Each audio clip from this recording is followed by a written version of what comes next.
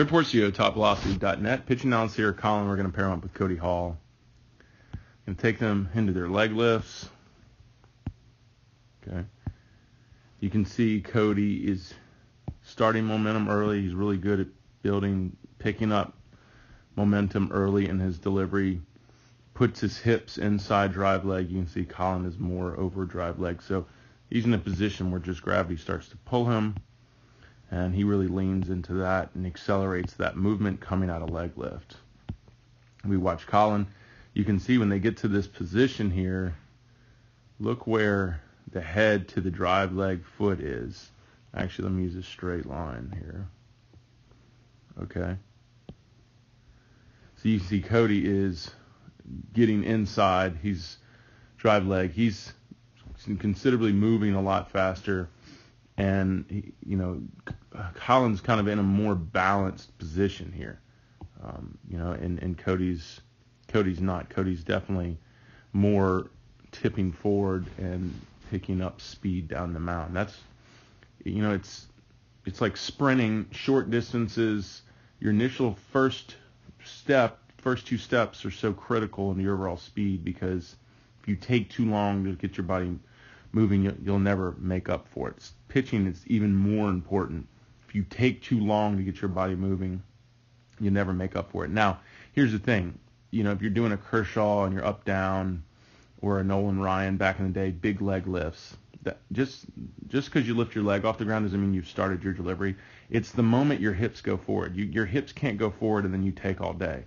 If you watch those guys like Kershaw and Nolan, once their hips start going forward, they take off pretty quickly. They just take more time to start that process. So I'm really talking about from the moment your hips lead or you start moving forward. Okay, so let's look at their load positions just before leg drive. Okay, about right here. I'd say,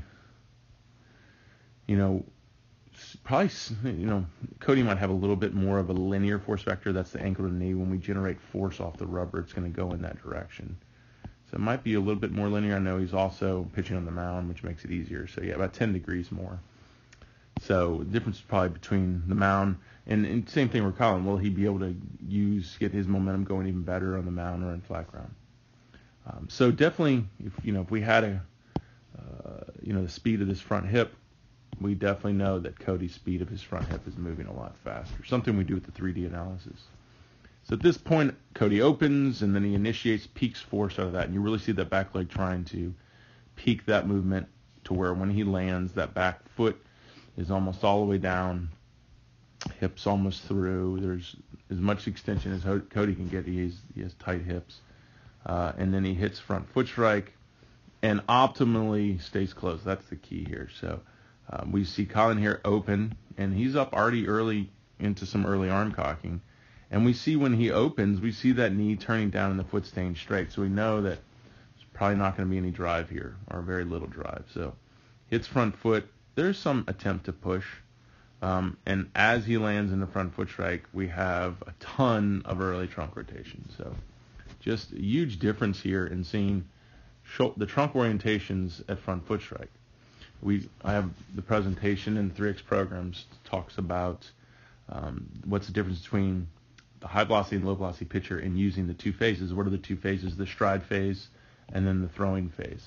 And the high velocity pitcher, when he is committed and finished the stride phase, he has yet to start the throwing phase. The low velocity pitcher, when he commits the stride phase, he's already into the throwing phase. So this is a perfect example of this.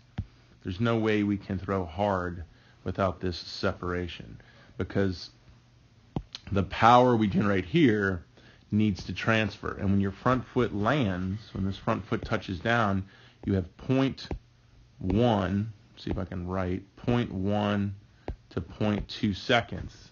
That's less than the blink of an eye when this movement to release the pitch. So when Cody lands, he has that time, but when Colin lands, he probably has 0.1 or less, pretty much lands and throws immediately. So there's no time for energy to transfer, and that energy gets left behind. Cody has the time as he transfers the trunk for all that energy to come up the chain and get into the ball, and we don't have that with Colin. So Colin, just purely on the fact of he needs to separate these phases. And the key is this back leg has to accelerate that energy. He has to get more energy going initially, and back leg needs to accelerate that energy. So when he lands here, the throwing upper body is actually being pulled back because the lower half is so dynamic. And then everything transfers. So everything looks decent for Colin, just a big component, which is the ability to separate the phases, is what's holding his velocity.